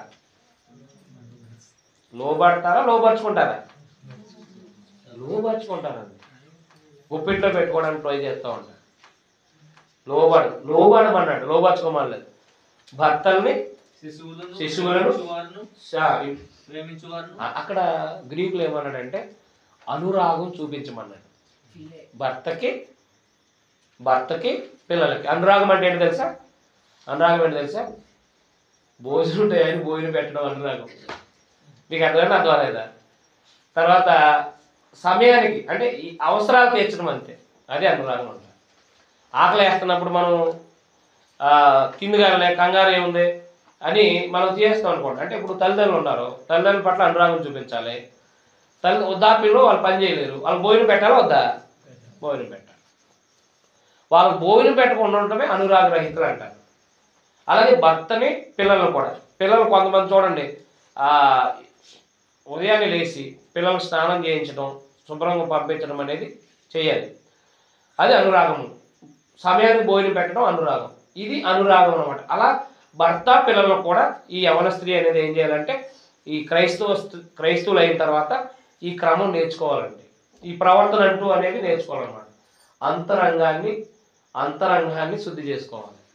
దేవుడు అలంకరించుకునే అలంకరణ ఇష్టపడాలి. అది స్వాదత్వం మృదత్వం అన్నమాట. కాబట్టి ఈ క్రమమైనది ఉందనుకోండి. గొడవలు ఏంటి? ఇప్పుడు దాకా చెప్పుకున్న దాంట్లో గొడవలు అయ్యి చీకటితో లేచారు, భోజనం వండారు, చదివేస్తారు, పంపించారు, ఏం గొడవలే. సాయంత్రం వచ్చారు, వస్త్రాలు ఉన్నాయి, ఉతికారు, ఉన్న దాంట్లో ఉతికారేశారు. సాయంత్రం వచ్చేటప్పటికి దుప్పట్లో వస్త్రాలు ఉన్నాయి. వాళ్ళు వచ్చి స్నానం చేస్తారు, ఎవరు వస్త్రాలు వేసుకుని ఉంటారు. గొడవలు ఏంటి ఇప్పుడు? అర్థమైంది. ఒకవేళ సంథింగ్ ఏదో జరిగింది, గట్టిగా మాట్లాడు, ఎంతసేపు నువ్వు ఇలా ఎంతసేపు ఏం చేసావు అని చెప్పేసి మాట్లాడాడు, నువ్వు మాట్లాడలేదు, గొడవ లేదు. అంతేగాని చేసుకో ఎవరు చేస్తారని తిరగబడితే గొడవలు. నేను ఎవరా కాదా? అందువల్ల క్రైస్తవ స్త్రీ అంటే మితానుభవములై ఉండాలి, స్వస్థ బుద్ధి కలిగిందే ఉండాలి. ఎందుకంటే ఇంటికి అందరూ వస్తూ ఉంటారు కాబట్టి స్వస్థ బుద్ధి ఉండాలన్నమాట. భౌతికమైన అలంకరణ ఒక భర్త కోసం తప్ప ఇక బయట వాళ్ళ కోసం అలంకరించుకోకూడదు. గుర్తుపెట్టుకోండి. లోకంలో వెంటాడుతున్నారు ఎందుకంటే స్త్రీలంట వెంటబడుతున్నారు ఎందుకంటే ఎవరి స్త్రీలంట ఇలా వస్త్రధారణ అనేది ఇది చాలా బాగా అంటే చాలా నీట్గా తయారైపోయి అట్రాక్టివ్గా కనపడుతున్నారు అన్నమాట. అందుకు ప్రజలు అంటే లోకంలో ఎక్కువ తప్పిదాలు జరుగుతూ ఉన్నాయి అన్నమాట. కాబట్టి దేవుని పిల్లలుగా స్త్రీ తన భర్త కోసం అలంకరించుకోవాలా, తమ పిల్లల పట్ల తమ భర్త పట్ల అనురాగాన్ని చూపించాలి, పురుషుని యజమానుడా అని గౌరవించాలి. ఈ ప్రవర్తన అనేది క్రైస్తవ స్త్రీకి ఉండాలన్నమాట. మీకు అర్థమైందా? కాబట్టి మనం ఎవరెవరు సంఘంలో యవనస్తులు పవిత్రంగా ఉండాలా, పురుషుడు తన భార్య బిడ్డలు పోషించేవాడే ఉండాలా, పవిత్రమైన చేతులైతే తను ప్రార్థన చేసేవాడే ఉండాలి. తర్వాత ఒక స్త్రీ ఎలా ఉండాలంటే తన కుటుంబాన్ని అంటే తన గృహ పరిపాలన చేయాలి. ఏ పరిపాలన? గృహ పరిపాలన అంటే ఏంటి? ఉదయాన్నే భోజనం వండటం, బిడ్డలకు కావాల్సిన అవసరాలు తీర్చడం, అర్థమైంది. అలాగే భర్త కొరకు అలంకరించుకోవడం, కుటుంబంలో మితానుభావం ఉండడం, మృదుత్వం అనేది ఉండాలన్నమాట. ఏముండాలి? మృదు స్వభావం ఉండాలన్నమాట. ఏది అడిగినా సరే ఇస్తానండి అని అడగాలన్నమాట. ఎక్కడ ఉంది? తెచ్చుకో. ఎక్కడ చూసావు? ఎవరు చూశారు? ఎక్కడ ఆడేసావు? ఏమో ఇలాంటి మాటలు ఉండకూడదు. మృదుత్వంతో చెప్పాలన్నమాట. ఏ మాట అయినా సరే మృదువుగా మాట్లాడాలన్నమాట. అలాంటిది అలవాటు చేసుకోవాలి క్రైస్తవుసి. కాబట్టి జీవగల దేవుని సంఘంలో జనులు ఎలా ప్రవర్తించాలంటే లోకంలో ఇష్టం వచ్చినట్టు ప్రవర్తించినట్టుగా ప్రవర్తించకూడదు. మీకు అర్థమైంది? అర్థం లేదా? కాబట్టి యవన స్త్రీలు ఎలా ఉండాలో ఉంది, యవన పురుషులు ఎలా ఉండాలో ఉంది. అలాగే వివాహం చేసుకున్న పురుషులు ఎలా ఉండాలి, అలాగే వివాహం చేసుకున్న స్త్రీ ఎలా ఉండాలి, తన గృహ పరిపాలన ఎలా చేయాలని ఉంది. తర్వాత తల్లిదండ్రులు ఎలా చూడాలో కూడా ఉంది. మొదటి తిమోతి పత్రిక 5:3 మన ప్రవర్తన ఎలా ఉండాలంటే, క్రైస్తవులు ప్రవర్తన ఎలా ఉండాలంటే తల్లిదండ్రుల పట్ల 5:3 నిజముగా అనాథలైన విధవరాండ్రుని ఏం చేయాలంటే, నిజంగా అనాథలైన విధవరాండ్రుని ఏం చేయాలంటే సన్మానించాలంటే. అయితే ఏ విధవరాలకైనను పిల్లలు గాని మనవలు గాని ఉండిన తమ ఇంటి వారి ఎడ్ల భక్తి కనపరచుటకును తమ తల్లిదండ్రులకు ప్రత్యుపకారము చేయుటకు నేర్చుకున్న వాళ్ళు ఏం చేయాలంటే, క్రైస్తవ కుటుంబాలు ఏం చేయాలంటే తమ తల్లిదండ్రులకు ప్రత్యుపకారం చేయాలంటే. అది దేవుని దృష్టికి అనుకూలమైంది. అదే ధర్మశాస్త్రంలో అయితే 20:12 నీవు దీర్ఘాయుష్మంతుడు అన్నట్టు నీ తల్లిని తండ్రిని అది వాళ్ళకి ఇచ్చాడు దేవుడు. ఇక్కడ మనకి ఏమన్నాడంటే సింపుల్గా ప్రత్యుపకారం చేయమన్నాడు అనమాట. తల్లిదండ్రులకి ఏం చేయమన్నాడా అంటే ఏంటి? ప్రత్యుపకారం అంటే ఏంటి? నీకు చిన్నప్పుడు భోజనం పెట్టారు, కష్టపడి వైద్యం చేయించారు, నీకు వస్త్రాలు కొన్నారు. ఇప్పుడు వృద్ధాప్యం వచ్చిన తర్వాత ఏ పనిలోకి వెళ్ళలేరు. ఎవరు? వృద్ధ తల్లిదండ్రులు. మరి పనిలోకి వెళ్ళలేరు కాబట్టి భోజనం పెట్టాల్సిన బాధ్యత ఎవరిది? క్రైస్తవులైన భార్య భర్తలు, యవనస్తులైన భార్య భర్తలది. వృద్ధాప్యంలో ఉన్న తల్లిదండ్రులు చూసే బాధ్యత అందనమాట. కాబట్టి వస్త్రాలు కొనాల్సిన బాధ్యత తల్లిదండ్రులకు, వస్త్రాలు కొనాల్సిన బాధ్యత తల్లిదండ్రులకి, భోజనం పెట్టాల్సిన బాధ్యత తల్లిదండ్రులకు, అనారోగ్యాలు వస్తే వైద్యం చేయాల్సిన బాధ్యత ఎవరిది? బిడ్డలది. లోకంలో వాళ్ళు పట్టించుకోరండి, అనాథాశ్రమంలో వేసేస్తారు. మీకు అర్థమైందా? లోకంలో వాళ్ళు ఏం చేస్తారంటే వాళ్ళు ఎలాంటి వస్త్రాలతో ఉన్నా అలాగే ఉంచుతారంటే, కొనరు. మీకు అర్థమైంది? అర్థమైంది. ఇప్పుడు క్రైస్తవులైన వాళ్ళు ఏం చేయాలి? తల్లిదండ్రులు పట్టించుకోవాల్సిన బాధ్యత దేవుడు పెట్టాడు అనమాట. లోకంలో వాళ్ళు పట్టించుకోవాలి. ఇప్పుడు మన సంఘంలో ప్రవర్తన అనేది ఒక క్రమంగా ఉందా లేదా? గౌరవంగా ఉంటుంది అనమాట. మన తల్లి తండ్రుల్ని ఖచ్చితంగా చూడాలంతే. తల్లిదండ్రులు ఏం చేయాలి? చూడాలంతే. తల్లిదండ్రులు చూడాలి అంతే. క్రైస్తవులకు ఇచ్చిన ఆజ్ఞ. అందువల్ల జీవం గల దేవుడి సంఘంలో ఒక క్రైస్తవులు ఎలా ఉండాలంటే, అంటే వృద్ధాప్యంలో ఉన్న వాళ్ళ పట్ల ఎలా ఉండాలంటే వాళ్ళు పోషించి అంటే వాళ్ళ తల్లిదండ్రులు ప్రత్యుపకారం చేయాలన్నమాట. అంటే దీర్ఘాయుష్ అనేది ఉండాలంటే చెప్పాడు అనమాట. నీ తండ్రి సన్మానించడం అంటే చచ్చిపోయిన తర్వాత దండేయటం కాదు. చచ్చిపోయినప్పుడు తర్వాత చాలా గౌరవిస్తూ ఉంటారు కదా. ఎందుకది? చనిపోయిన తర్వాత నువ్వు దండ ఎత్తే దండ అయిపోతే ఏంటి, పూలు వేస్తే ఏంటి, పూలు అయిపోతే ఏంటి, సెంట్ అయితే ఏంటి, సెంట్ అయిపోతేనే ఉంది. ఆ దేహం కుళ్ళిపోద్ది. ఆ గౌరవం కాదండి. బ్రతుకుండగా భోజనం పెట్టాలా, బ్రతుకుండగా వైద్యం చేయించాలా, అదాయన బ్రతుకుండగా వాళ్ళ అవసరాలు తీర్చాలి. అది క్రైస్తవులు తల్లిదండ్రులు చేయాల్సిన పనులు అనమాట. ఒకవేళ తల్లి తండ్రులు లేవనుకోండి, ఎవరు పోషించాలి? క్షమించి ఒక వృద్ధాప్యంలో ఉన్న పురుషుడికి కానీ స్త్రీకి కానీ తల్లిదండ్రులు లేరనుకోండి, ఎవరు పోషించాలి? సంఘమే పోషించాలన్నమాట. ఎవరిని? విధవరాండి. అనాథలైన విధవరాలు. అనాథలు అంటే అర్థం ఏంటి? అటు అమ్మాయి అంటే ఆమెకి ఆ విధవరాలకి అటు కొడుకు ఉండకూడదు, కూతురు ఉండకూడదు అనమాట. ఎవరు లేకుండా ఉండటమే అనాథ అంటారు. ఇప్పుడు సంఘంలో ఉన్న వాళ్ళని ఎవరు పోషించాలన్నమాట? అనాథలైన విధవరాండ్రుల్ని సంఘంలో వచ్చిన ధనంతో పోషించాలి. ఇప్పుడు మనకు ఉన్న స్థానిక సంఘాలు అంత ధనాలు లేవు. ఉన్నాయా? లేదు. మా ఏరియాలో మీ ఏరియా లేవు. ఏ ఆదివారం అయిపోవడమే ఉంటే ఇలాంటి కట్టుకోవడం సరిపోతుంది అంటే అవునా కాదా? కానీ దేవుని పిల్లలుగా మనం ఎన్నో మంచి పనులు చేయాలండి. దిక్కులేని వాళ్ళు, దరిద్రుల్ని, తల్లిదండ్రులు చనిపోతారు చాలామందికి. ఆ తల్లిదండ్రులు చనిపోయిన వాళ్ళు కూడా పోషించే బాధ్యత కూడా సంఘమే తీసుకోవాలి.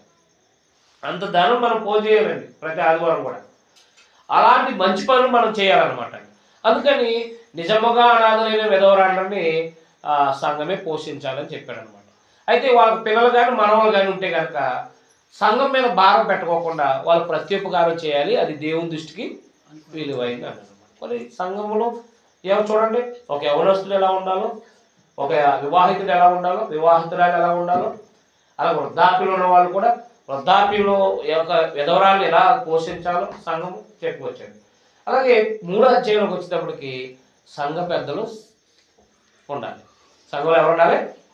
సంఘ పెద్దలు. ఎలా ఉంటుంది సంఘ పెద్దలు అంటే? ఎవరు? బేసాలు ధనం ఉన్నవాళ్ళు కాదు, లావుగా ఉన్నవాళ్ళు ధనవంతులు కాదు. ఎవరు ఉండాలి సంఘ పెద్దలు అంటే? సంఘ పెద్ద అంటే ఎవరంటే ఏకపత్ని పురుషుడే ఉండాలి, మితానుభవుడే ఉండాలి, స్వస్థ బుద్ధి గలవాడే ఉండాలి అని, అవునా కాదా? ఇలాంటి క్వాలిఫికేషన్ ఉన్న వాళ్ళు సంఘ పెద్దలుగా పెట్టాలి. పరిచారకులు కూడా 4వ అధ్యాయంలో అన్నాడు కదా, పరిచారకులు కూడా భార్యలు ఉండాలన్నాడు. సువార్తులకి భార్య ఉండాలి, లేకపోతే పర్వాలేదు, సువార్త చేయొచ్చు. అంటే సువార్తులకు భార్య ఉండాలి ఖచ్చితంగా అనేది లేదు, కానీ సంఘ పెద్దకు మాత్రమే ఉండాలి, భార్య ఉండాలి, పిల్లలు ఉండాలి, సరిగ్గా పరిపాలించేవాడే ఉండాలి. మీరు చదివారా 3వ అధ్యాయం ఎప్పుడైనా? తిమోతి రాసిన 1వ పత్రిక 3వ అధ్యాయం చదివారా? చూడండి ఒకసారి చదవండి.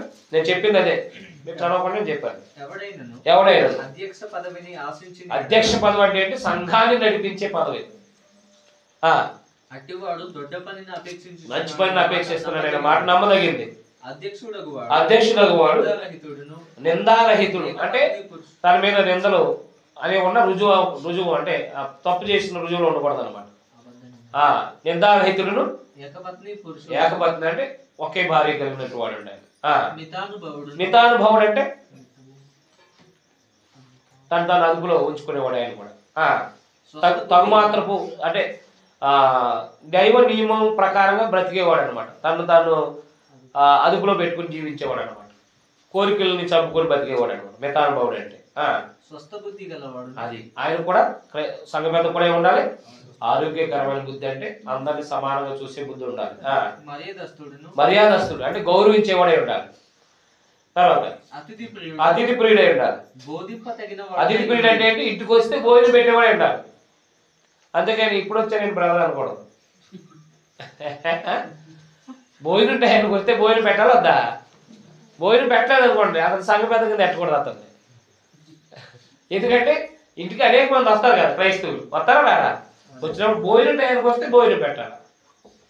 అది భోజనం టైంకి వస్తే భోజనం పెట్టాలి. అతిథి ప్రియుడే ఉండాలి. ఎందుకంటే ఎబ్రీ పత్రిక 13వ అధ్యాయంలో చెప్తాడు కదా మొదటి వచనంలో, ఆతిథ్యం చేయ మరొకండి. కొందరు అది ఎరుగకే దేవదూతలు కూడా ఆతిథ్యం ఇచ్చారంటాడు.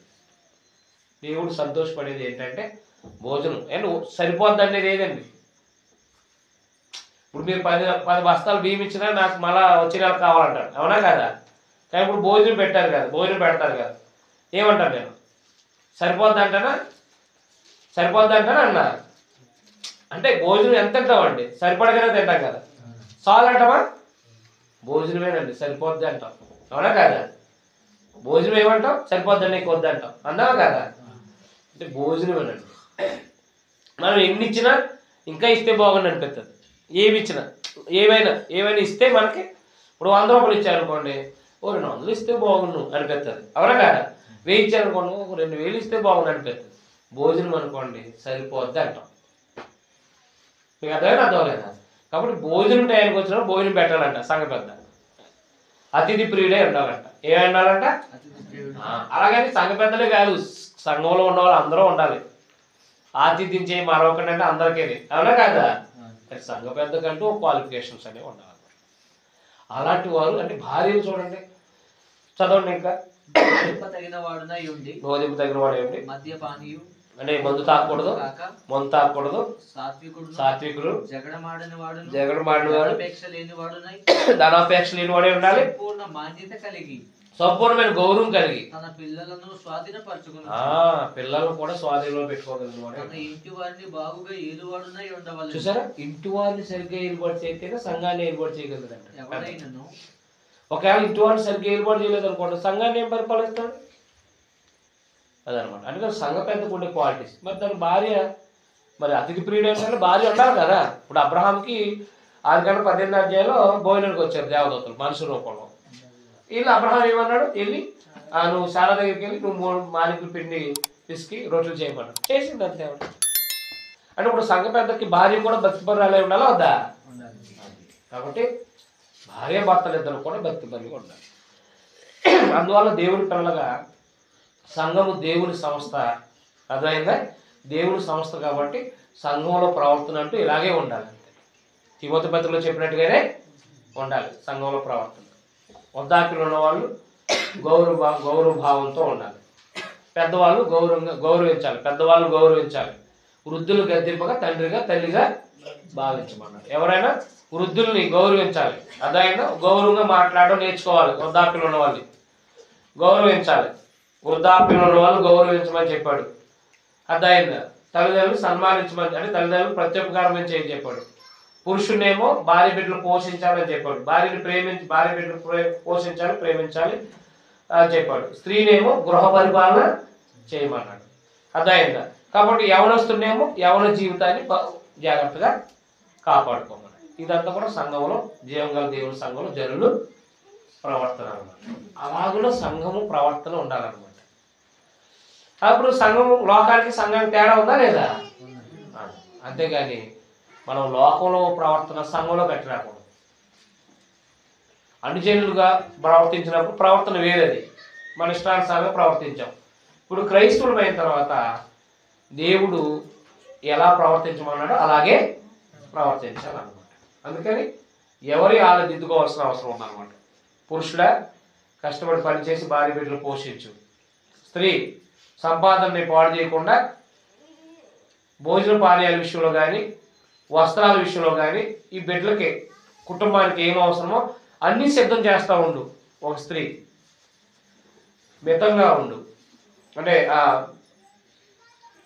అదుపు, అంటే స్వస్థ బుద్ధి కలిగిన వాళ్ళు. భౌతికమైన అలంకారం మీద మనసు పెట్టవద్దు. ఆంతరంగ మీద సాధుత్వం, మృదుత్వం అనే దాని మీద మృదుత్వం కలిగి ఉండు. కుటుంబంలో మీకు అత్తమామను చూడు అంతే. ఇది క్రైస్తవ స్త్రీకి సంబంధించింది. మీకు అర్థమైంది? అర్థమలేదు. అయితే పురుషుని మీద అధికారం చేయొద్దు అన్నాడు. అది 2 అధ్యాయం 10-11 వచ్చిన చూడండి ఒకసారి. మొదటి తిమోతి పత్రిక. స్త్రీ మౌనంగా ఉండి సంపూర్ణ విధేయతతో నేర్చుకోవాలి. స్త్రీ ఎలా ఉండాలంట? మౌనంగా ఉంటారా, గొడవ పెడతా ఉంటారా? అన్ని వ్యతిరేకమే. మౌనంగా ఉంటారా?